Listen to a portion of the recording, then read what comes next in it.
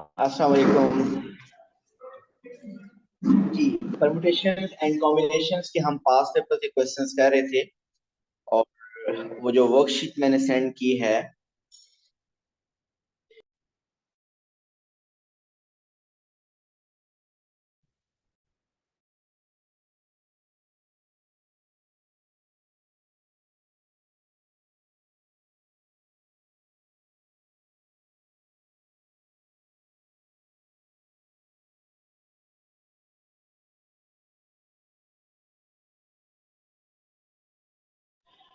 जी, पास paper के questions हम कर रहे थे टॉपिक परमुटेशन एंड कॉम्बिनेशंस के। बताइए अगर आप लोगों ने कोई क्वेश्चंस किए हैं उस वर्कशीट में तो पहले वो हम डिस्कस कर लें।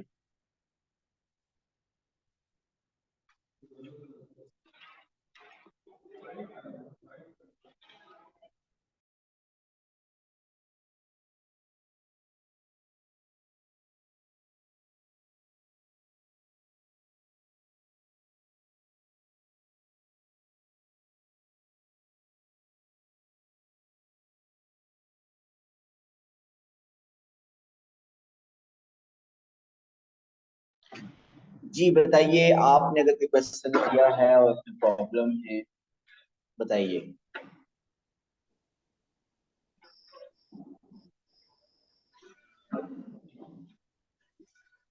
अस्सलाम वालेकुम सर। वालेकुम अस्सलाम समीर, कैसे हैं आप? अल्हम्दुलिल्लाह ठीक सर, आप सुनाएं। अल्हम्दुलिल्लाह। सर आज भी पूरी क्लास में सर वर्कशीट ही करेंगे। हाँ जी, वर्कशीट कर रहे हैं। Okay sir. ये टॉपिक हो गए बेसिकली क्वेश्चंस के through improve.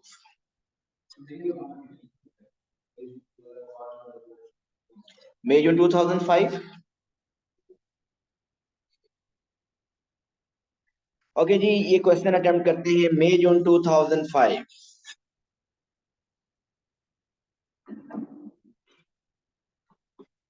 A football team consists of three players who play in a defense position. Okay, consists of three players who play in defense position. So three-player defense position पे, three players midfield and five players who will play forward. So three defense, three midfield and five forward. Three players are chosen. So इस chosen word से पता चल रहा है कि combination लगेगा क्योंकि चूज करना है just. So three players are chosen to collect a gold medal for the team. Find in how many ways this can be done. आपने इन 11 प्लेयर में से 3 चूज करने हैं to collect the gold medal. अगर कोई condition ना हो तो आंसर क्या होगा? 11C3। तो अगर कोई कंडीशन ना हो तो चूज करने हूं 11 में से 3 टू कलेक्ट गोल्ड मेडल, तो इट्स 11C3। लेकिन इसमें पार्ट 1 में कोई कंडीशन भी है। वो कंडीशन क्या है?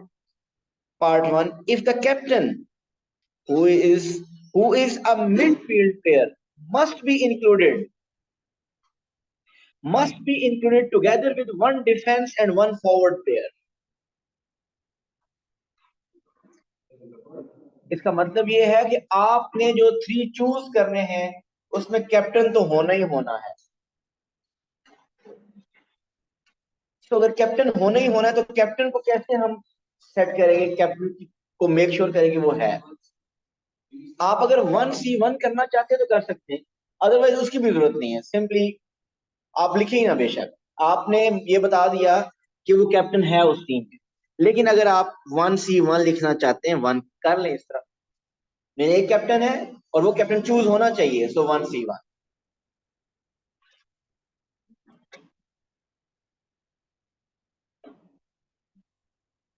ये तो कैप्टन के बारे में डिसाइड हो गया। वैसे ये 1C1 ना भी लिखते, मल्टीप्लाई बाकी करना है तो वो ये 1C1 का आंसर 1 ही होता है। अच्छा जी, अब आप चाहते हैं कि if the captain who is midfield player must be included together with one defense and one forward. अब एक डिफेंडर होना चाहिए और एक फॉरवर्ड होना चाहिए. सो डिफेंडर कितने हैं आपके पास? 3. उनमें से कोई एक आ जाए 3C1, और फॉरवर्ड 5 है, उनमें से कोई एक आ जाए 5C1. सो ये हमने चूज कर लिए हैं 3 प्लेयर्स जो कि कलेक्ट करेंगे गोल्ड मेडल. इसमें एक हमने डिसाइड कर लिया कि एक स्पेसिफिक पर्सन होगा, वो स्पेसिफिक पर्सन कैप्टन है. बाकी 3 डिफेंडर में से कोई एक आ जाएगा और एक फॉरवर्ड में से कोई एक आ जाएगा 5C1. डन. ओके जी. Second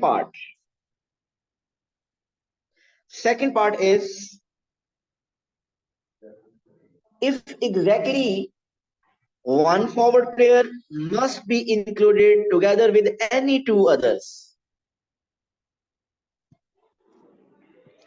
If exactly one forward player कितने होने चाहिए? एक ही होना चाहिए. तो आप इसका मतलब 5, लेकिन वो कोई स्पेसिफिक फॉरवर्ड प्लेयर नहीं हो, कोई भी फॉरवर्ड प्लेयर हो सकता है. तो 5 में से एक आना चाहिए. उन 5 में से एक आ गया. If exactly one forward player must be included together with any two others. 10C2 sir. Ahmed कह रहे हैं 10C2. कुछ हद तक वो ठीक कह रहे हैं, लेकिन 10C2 क्यों? 10C2 का प्रॉब्लम क्या है 10C2 में?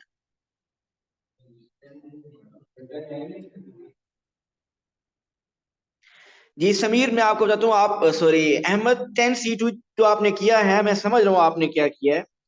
इन्होंने क्या किया कि एक फॉरवर्ड प्लेयर चूज कर लिया और फिर बाकी जितने प्लेयर 10 बच गए उनमें से 2 चूज कर लिए. लेकिन इससे ऐसा पॉसिबल है कि एक उन 10 में फॉरवर्ड प्लेयर एक और चूज हो जाए. और उसने मेंशन किया है कि फॉरवर्ड प्लेयर एग्जैक्टली 1 होना चाहिए, एग्जैक्टली 1 फॉरवर्ड प्लेयर होना चाहिए. तो इसका मतलब आप ऑलरेडी फॉरवर्ड प्लेयर एक चूज कर चुके हैं, तो अब आप दूसरा फॉरवर्ड प्लेयर चूज नहीं कर सकते, क्योंकि उसने बताया हुआ है कि एग्जैक्टली 1 फॉरवर्ड प्लेयर होना चाहिए. तो ये 10C2 नहीं हो सकता. तो फिर क्या होगा? 6C2 sir. 6C2 होगा. ये जो बाकी 6 लोग हैं, 3 डिफेंडर और 3 मिडफील्ड, बाकी जो 3 डिफेंडर और 3 मिडफील्ड हैं 6, उन 6 में से कोई से 2 आ सकते हैं. तो सर 6C2. रोहान बताइए, मैं आता हूँ आपकी तरफ. सर ये 3C2 करके अगर लिख दे तो वो सेम होगा 6C2 बिल्कुल के या? ओके. बिल्कुल गलत होगा वो. एक मिनट, मुझे पहले इनको आंसर करने दे. पहली बात रोहान, आपने जब कह दिया ना 3C2 इंटू 3C2, चलो पहले ये आंसर ओरिजिनल है. आप कह रहे हैं कि मैं 5C1 into 3C2 into 3C2. इसमें एक तो बहुत बड़ा ब्लंडर ये है कि आपने 5 लोग चूज कर लिए. एक ये, 2 ये और 2 ये, 5 चूज हो गए. लेकिन अगर आप ये करना चाहते हैं 3C1 ये तो 3 चूज हो गए. लेकिन फिर अब आपका मतलब ये है कि आपने मिडफील्ड में से भी एक चूज किया है और डिफेंडर में से भी एक चूज किया है. लेकिन ऐसी कोई कंडीशन तो नहीं थी कि डिफेंडर में से एक आना चाहिए और मिडफील्ड में से भी एक आना चाहिए. उसे कहा था बाकी कौन में से कोई भी आ जाए. सर क्लियर तो सर. आपने सिंपली 6 में से कर लिया. जी, आपने केसेस बनाए. हाँ वो भी ठीक है, लेकिन उसकी जरूरत नहीं थी. जो आपने बनाया वो ठीक है. आपने फिर इसका मतलब किया होगा, एक तो ये वाला किया होगा, एक डिफेंडर, फिर आपने 0 डिफेंडर, 2 मिडफील्ड, फिर 2 डिफेंडर, 0 मिडफील्ड, वो करके ऐड करके, वो भी ठीक है. But this is 5C1 into 6C2. It's B part. B part is find how many different arrangements there are of the 9 letters in the word gold medal. ये total कितने letters हैं? 9 है ना. GOLDMEDAL 9 है. तो if there are no restriction, 9 factorial. इसमें repeat क्या हो रहा है? L एंड L रिपीट हो रहा है और 5 फैक्टोरियल D नहीं होगा? 2 टाइम्स आ रहा है. कुछ और तो नहीं रिपीट हो रहा. सो 9 फैक्टोरियल ओवर 2 फैक्टोरियल 2 फैक्टोरियल. इसका आंसर आप लिख लेंगे. 90, ओके 97, 90, 20 जो भी आ रहा है बराबर। अच्छा इस सेकंड पार्ट देखिए, if the two letters D come first and the two letters L come last, so पहली टू पोजीशन में D और D फिक्स हो गए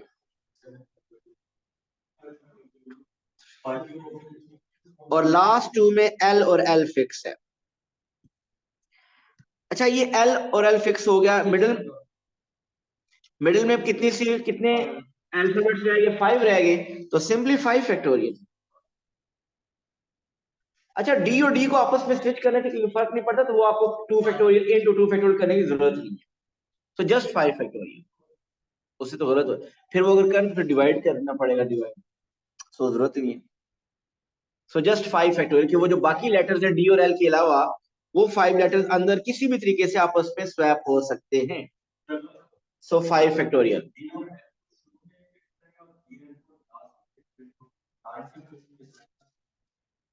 उसने फिक्स उस डी को ऑप्शन ही नहीं है एंड पे लेके जाने, अगर हो कि डी और डी एंड पे भी आ सकते हैं और एल पहले आ सकते हैं, तो टाइम्स 2 फैक्टोरियल कर कि डी उधर एल इधर बस। लेकिन 9 फैक्टोरियल करने का मतलब ये कि सारे के सारे आपस में आप शिफ्ट कर रहे हैं, मीन वो डी भी के दरमियान में भी आ जाएगा, फिर आप दरमियान में तो नहीं लाना चाह रहे। अच्छा जी नेक्स्ट क्वेश्चन, मई जून 2006 देखिएगा, मई जून 2006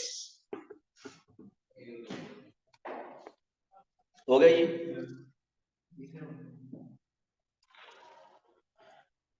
May June 2006 is the diagram shows the seating plan for passengers in a minibus which has 17 seats arranged in 4 rows. 4 rows हैं, 1 2 3 4. The back row has 5 seats and the other 3 row have 2 seats on each side. 11 passenger get on the minibus. So इस mini bus में total seats हैं 17 और कितने passengers will sit, 11. So part 1, how many possible seating arrangements are there for the 11 passengers? 17p11,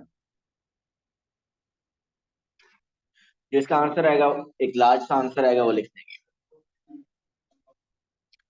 okay second part, how many possible seating arrangements are there if 5 particular people sit in the back row?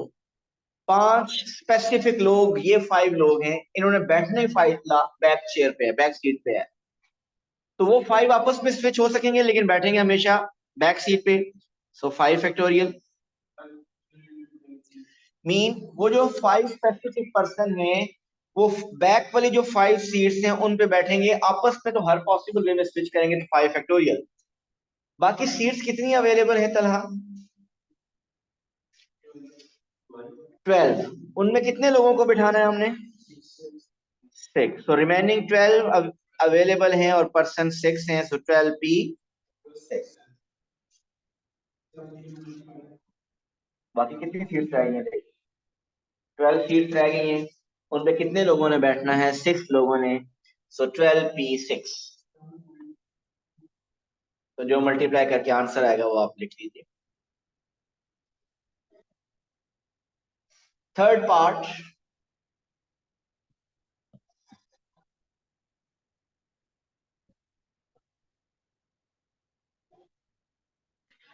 of the 11 passengers, 5 are unmarried and other 6 consist of 3 married couples.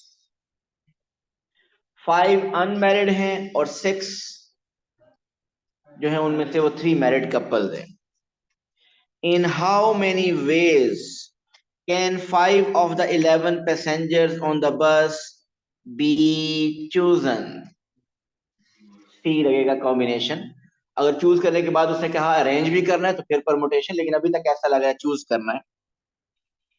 In how many ways can 5 of the 11 passengers on the bus be chosen? अगर कोई condition ना हो तो 11C5, 11 में से अगर 5 choose करने हो तो 11C5। लेकिन कंडीशन है क्या? कंडीशन क्या है? If there must be 2 married couples, mean जो हम 5 लोग चूज करेंगे उनमें से 2 मैरिड कपल्स होने चाहिए, और एक वन अदर पर्सन, एक और होना चाहिए, हु मे और मे नॉट बी मैरिड।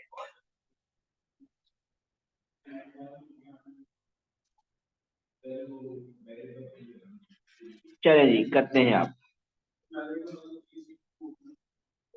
एक मिनट। आप में से पेपर के दौरान अक्सर लोगों के माइंड में आएगा कि मैरिड कपल चूज करने के लिए 6C4 कर लेंगे आप। ये अक्सर लोगों के माइंड में आएगा, ये गलत होगा। अहमद, ये गलत क्यों होगा? अहमद,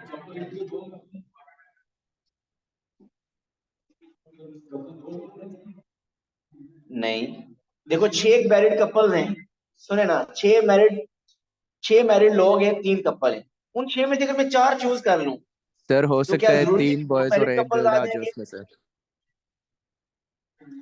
दोनों अहमद जो है जब बोलते हैं तो पता ही नहीं चलता। सब प्लीज पहले हैंड रेज के तक समझ आया कि क्या बोला है। अहमद बताइए अब।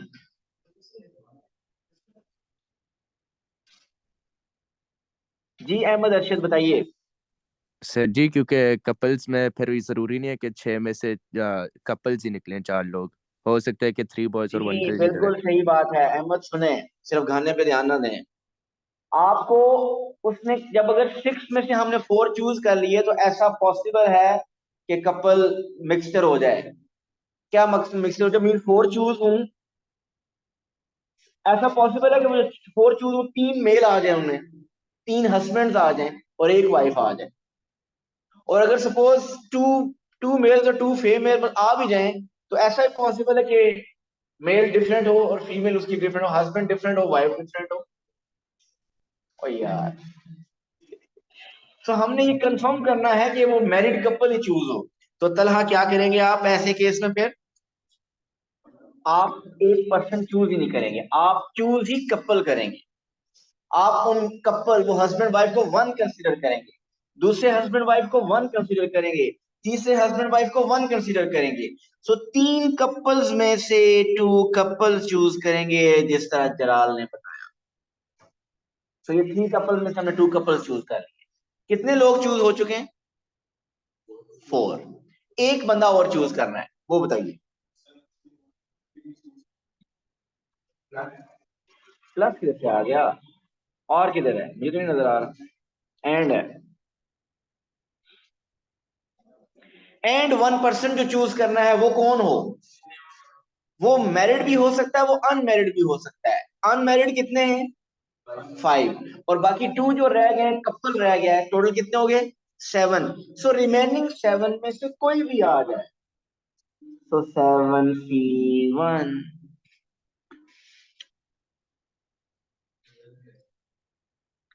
7 कैसे?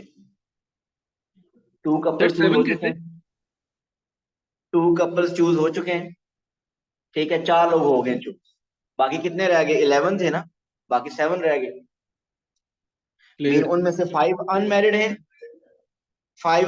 हैं और एक कपल, 1 कपल, तो टोटल कितने हो गए? 7। उसने कहा जो 5th चूज करना है वो मैरिड भी हो सकता है और अनमैरिड भी हो सकता है, तो हमने टोटल में से 7 में से करना है। वही बता रहा हूं। एक मिनट रुको, सुनो। आप यहाँ 3C2 में कितने लोग चूज कर चुके हैं? कितने नंबर ऑफ पर्सन? 1 2 3 4 7 8 9 कितने? उसने कहा ना 2 बोलो ना 4 बोलो, 3 बोल दिया। यार 3C2 में हमने कितने चूज कर लिए, मैं पूछ रहा हूँ। 2 कपल चूज किए हैं हमने, मतलब 4 लोग चूज हो चुके हैं। ठीक। जब 4 लोग चूज हो गए तो बाकी रह कितने गए हैं मुझे बताइए? एक कपल, एक कपल रह गया है, मीन 2 लोग कपल रह गए, और 5 अनमैरिड। कितने हो गए? 7। सो आपने उन रिमेनिंग 7 में से एक चूज करना है। सो 7C1, I am repeating, 3C2 का मीनिंग ये है कि 3 कपल्स में से 2 कपल्स चूज कर लिया आपने। सो कितने लोग चूज हो चुके हैं? 4 लोग चूज कर चुके हैं, क्योंकि 2 कपल चूज किए, 4 चूज हो चुके हैं। टोटल कितने थे? 11। 11 में से 4 जब चूज हो गए तो बाकी कितने रह गए? 7। आपने उन 7 में से कोई एक चूज कर लेना है। 7C1। जी तलहा। ओके जी, नेक्स्ट बताइए। मैं जो 2007 करूं या आप लोगों ने अगर कोई किया हुआ है तो वो मैं problem direct discuss.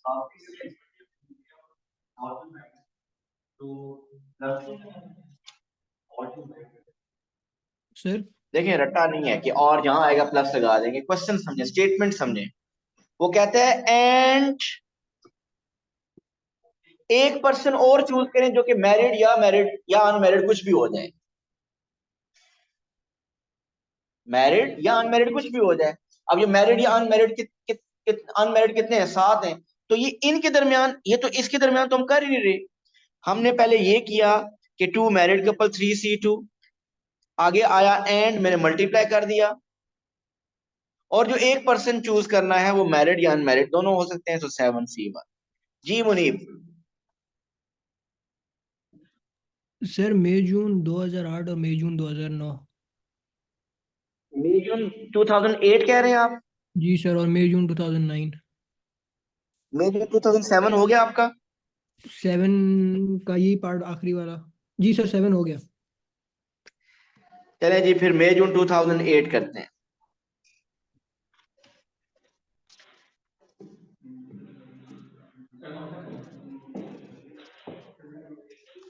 Assam has 11 different CDs। इस वर्ड पे गौर करें। Assam has 11 different CDs।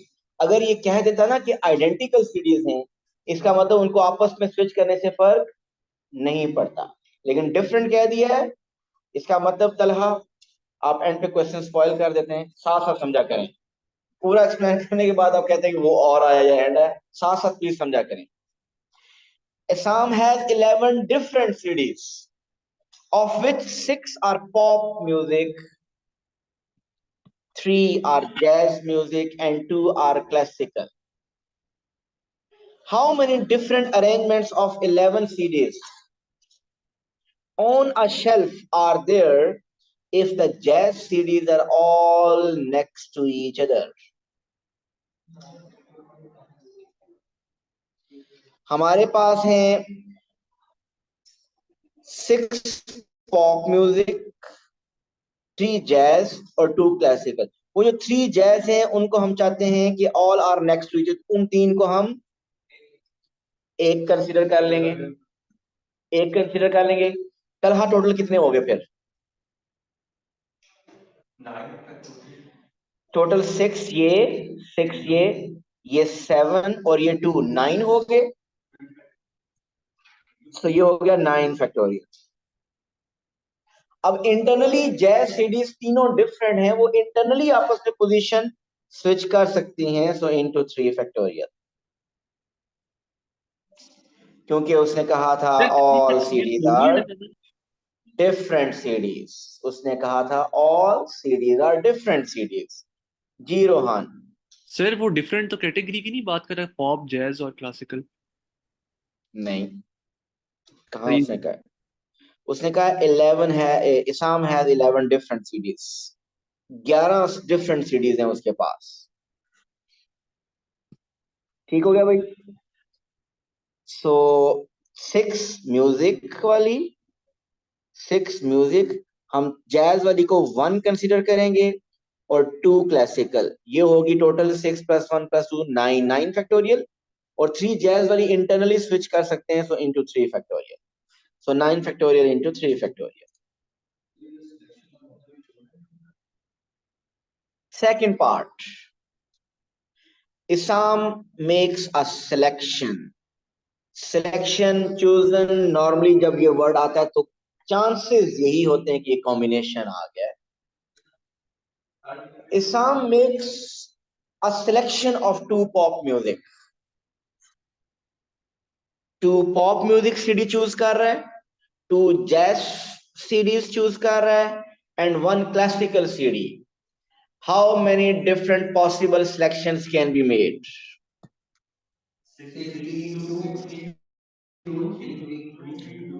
6C2, 3C2 and 2C1. 6 pop में से 2 पॉप, 3 में से 2 और 2 में से 1. ये क्लियर है सबको? अभी भी कायम है उस बात पे? 1 मिनट, आपका कंफ्यूजन क्या है मुझे बताएं. डिफरेंट है, वो भी कायम है. देखो, मैं अगर आपको कहूं कि 11 डिफरेंट सीडीज चूज करो, उनमें से पॉप म्यूजिक का मैं नाम बता देता हूं. एक है ABCDEF, ये 6 डिफरेंट पॉप म्यूजिक सीडीज हैं. इसमें से अगर मैं कहूं कि आपने कोई सी 2 चूज करनी है, आपके कहने का मतलब ये कि डिफरेंट तो परमुटेशन लगानी चाहिए, आप ये कहना चाह रहे हैं. आपको क्वेश्चन में परमुटेशन और कॉम्बिनेशन का मीनिंग नहीं समझ आ रहा. परमुटेशन ये होता है कि 6 में से 2 चूज करें और उनको आपस में स्विच करें. अब आप मुझे बताइए, इन 6 में से आप 2 सीरीज चूज कर लेते हैं, पॉप सी और डी. सी और डी चूज कर लेते हैं. तलहा कहते हैं नहीं यार, आप सी और डी चूज ना करो, आप डी और सी चूज करो, फायदे में रहोगे. तो आप तलहा की बात मानेंगे या आप तलहा को कहेंगे यार एक ही बात है, मेरे पास दोनों ही आनी है ना, सी और डी. चूज कर रहे हो ना आप, उनको चूज करके फिर अरेंज तो नहीं कर रहे कि मैंने शेल्फ पे रखनी है, सी इधर रखी, डी इधर, फिर डी इधर रखी, सी इधर. तो बताइए क्या इंटरनल ऑर्डर इंपॉर्टेंट है जब आप चूज कर रहे हैं 2 सीरीज? सो 6 में से अगर 2 सीरीज बी और सी चूज करनी है, तो जब आपके पास 2 सीरीज बी और सी जा रही हैं या सी और बी जाए, एक ही बात है, क्योंकि आप उनको अरेंज तो कर ही नहीं रहे. तो no doubt series are different, still it's a combination.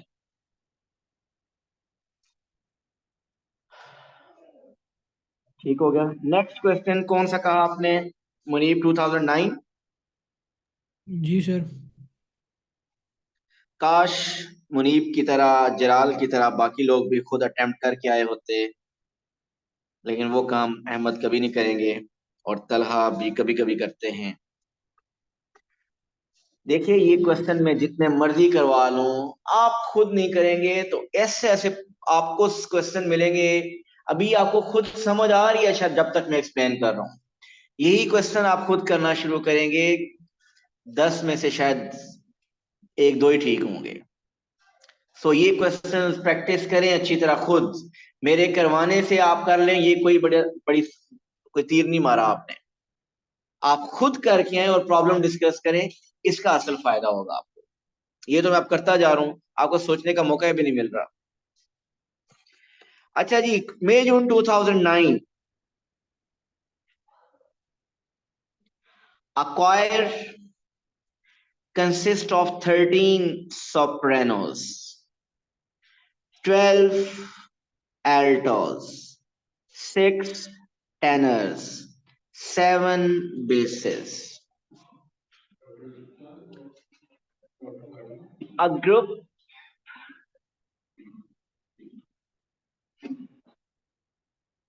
group consisting of 10 sopranos,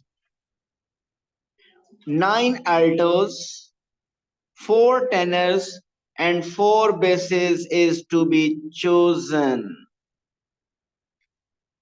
देखें मिस्टर अहमद, ये 13 सेपरोन सारे बंदे हैं ना, डिफरेंट इनको अरेंजमेंट करेंगे तो डिफरेंट बनेंगे, लेकिन जब उनको करना ही चूज है सो कॉम्बिनेशन लगेगा. सो अगर ये करना हो कि उनमें से चूज करके उनको हर एक लाइन में खड़ा भी करना है तो फिर आगे परमुटेशन आ जाएगा, लेकिन ऐसा कुछ नहीं, चूज करना है. So how many different ways can the group be chosen? बताएंगे हमें mister Rohan Afzal. Part 1. Sir मैंने लिखा है 13C10, 12C9, उनको मल्टीप्लाई किया आपस में 6C4. 13C10, 12 अल्टोज में से 9, तो 12C9, 6 टेनर्स में से 4, 6C4, एंड 7C4. 7 बेसिस में से 4, सो 7C4। ठीक है तलहा,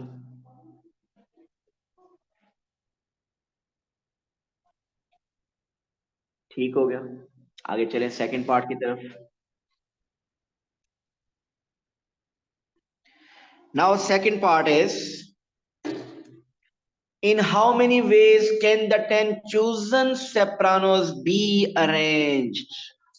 आ गया ना, अरेंजमेंट की बात कर रहे हैं। अब परमुटेशन या फैक्टोरियल वगैरह आ जाएगा। So in how many ways can the 10 chosen sopranos be arranged?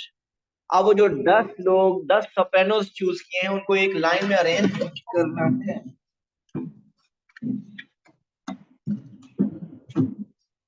मजबूत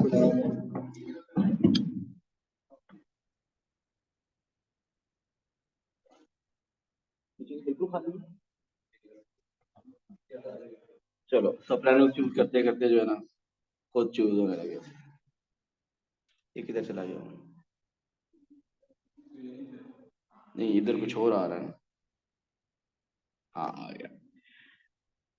अच्छा जी, अब आपने वो जो 10 सोप्रानोस चूज किए हैं उनको अरेंज करना है। उनको एक लाइन में अरेंज कर, अगर कोई कंडीशन ना होती तो 10 फैक्टोरियल लगा लेते। अगर कोई कंडीशन ना होती तो 10 फैक्टोरियल लगा लेते।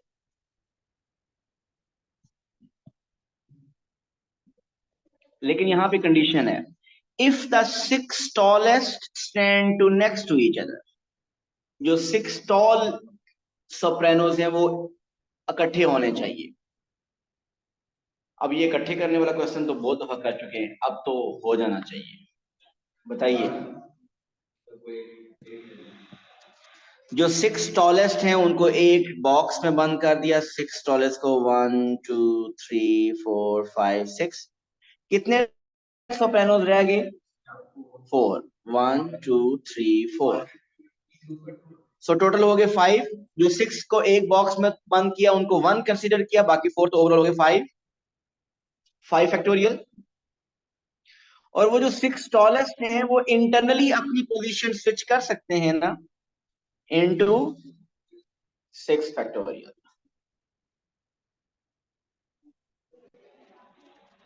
ये था सेकंड पार्ट।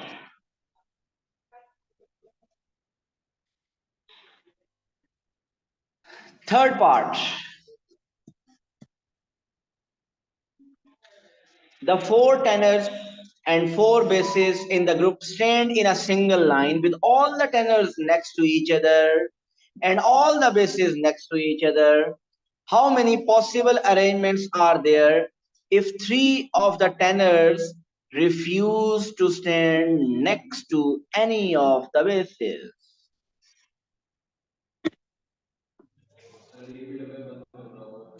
जी ट्राई करें, आप लोग ट्राई करें पहले।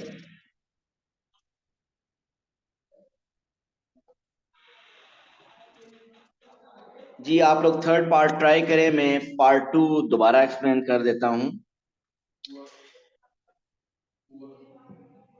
Okay, second part again, in how many ways can the 10 chosen sopranos be arranged? So we have to arrange 10 sopranos. If there is no condition, so it should be 10 factorial.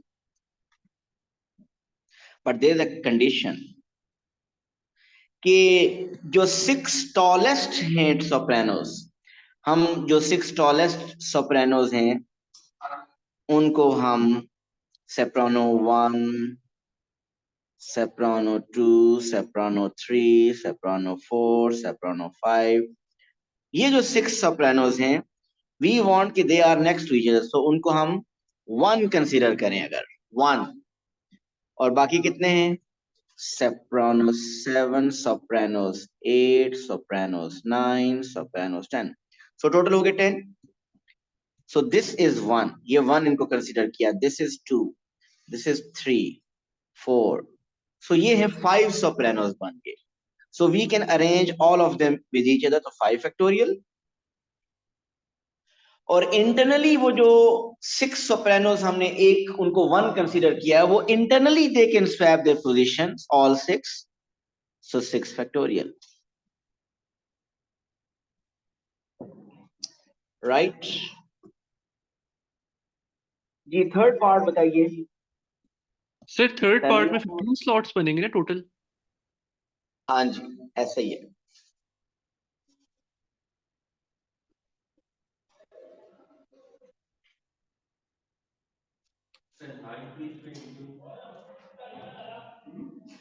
Nine P three, nine क्या चीज है?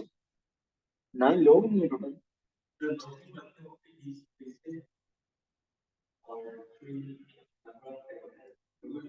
अच्छा, आप उस तरह कर रहे हैं, सेपरेट नहीं करना, उनको इकट्ठे बिठाना है।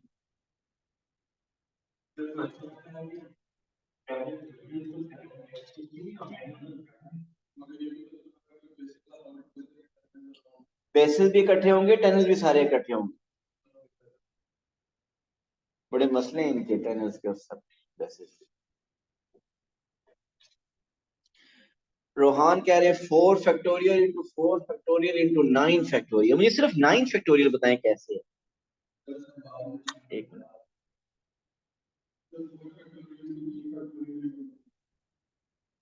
सर रिमेनिंग जो है 7 स्लॉट्स और चार चार जो दो अलग से हमने सिंगल एंटिटी कंसिडर किया है उसको भी आपस में फैक्टोरियल्स करेंगे, तो वो भी काउंट करके टोटल 9। देखें, 9 फैक्टोरियल जब आप ये लगा रहे होते हैं ना, 9 फैक्टोरियल, उसका मतलब आपके पास 9 लोग हैं और उन 9 के 9 लोगों को आपस में हर पॉसिबल वे में स्विच करना है। सो 9 फैक्टोरियल तो यहाँ पे आउट ऑफ क्वेश्चन है। चलिए जी, देखिए मैं बताता हूँ। उसने कहा 4 बेसिस और 4 टेनर को एक ग्रुप में, एक लाइन में खड़े करना है, with all the tenors next to each other and all the bases next to each other। अगर सिर्फ यहां तक क्वेश्चन हो, यहां तक, so all the bases are next to each other, all the tenors are next to each other, ऐसा ही है ना। अगर यहां तक क्वेश्चन हो तो पहले मैं ये करता हूं कि ये चारों बेसिस आपस में, इनको 1 कंसीडर किया, इन चारों टेनर्स को 1 किया। ये ऑल द 4 बेसिस इस बॉक्स को 1, ऑल द 4 टेनर्स के बॉक्स को 1, टोटल कितने हो गए? 2। सो 2 फैक्टोरियल या simply 2। Internally, all 4 bases can switch their position. Internally, all 4 tenors can switch their position. 4 factorial. मैंने वहां तक क्वेश्चन पढ़ा ही नहीं है अभी। मैंने क्वेश्चन वहां तक, मैंने देखें मार्क किया, मैंने जहां तक क्वेश्चन पढ़ा उसके मुताबिक अगर हो तो। अब मैं क्वेश्चन कंप्लीट पढ़ूं तो क्वेश्चन फिर मेरा डिफरेंट हो जाएगा। अब मैं कंप्लीट क्वेश्चन के लिए करता हूं कि उसने फर्दर कंडीशन ये लगाई है कि how many possible arrangements are there if 3 of the tenors refuse to stand next to any of the bases। Tenor tenor tenor tenor इकट्ठे होने चाहिए, बेसिस बेसिस बेसिस बेसिस इकट्ठे होने चाहिए। इन तीनों टेनर्स ने कह दिया कि we will not stand next to any of the base. यही कह रहे हैं ना, इन तीनों ने कह दिया। इसका मतलब ये हुआ, इसका मतलब ये हुआ कि द ओनली टेनर, ये जो टेनर है, सिर्फ ये एग्री कर रहा है कि हम, मैं बेस के साथ खड़ा हूंगा, तो इस टेनर की पोजीशन हमेशा फिक्स होगी। क्या इस टेनर को हम किसी और टेनर के साथ स्वैप कर सकते हैं? नहीं कर सकते, क्योंकि this is the only tenor which is willing to stand with the basis. So इस टेनर की पोजीशन होगी फिक्स। तो अब क्या करें? ये जो 3 टेनर्स हैं ये आपस में स्विच कर सकते हैं अपनी पोजीशंस। ये वाले 3 फैक्टोरियल। ये 4 बेसिस आपस में पोजीशन स्विच कर सकते हैं, 4 फैक्टोरियल। यहां तक क्लियर है? लेकिन इसके अलावा एक और ऑप्शन भी है कि मैंने यहां पे टेनर सारे लेफ्ट पे लिखे हैं, बेसिस सारे राइट पे लिखे हैं। ये सारा कुछ उल्टा कर दें। एक और ऑप्शन ये है कि बेसिस सारे लेफ्ट पे हो जाएं, टेनर सारे राइट पे हो जाएं, मीन टाइम्स 2, आंसर आ जाएगा।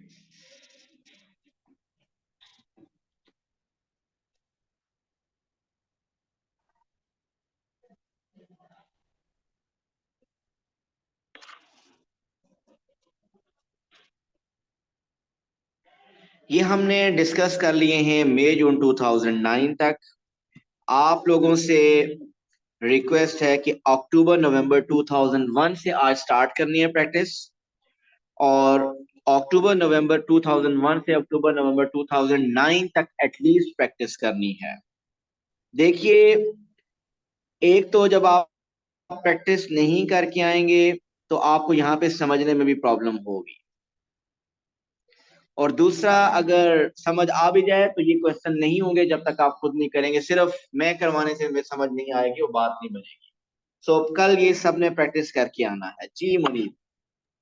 सर वो पीछे भी थोड़े प्रॉब्लम है, कल समझ लो। वो एक तरफ बेसिस एक तरफ टेरर, यूं भी हो सके टेरर इधर आ जाए बेसिस हो जाए, टाइम्स टू, ऐसी टू पॉसिबिलिटीज हैं, या टू फैक्टोरियल भी कर सकते हैं। Thank you so much, see you tomorrow, अल्लाह हाफिज।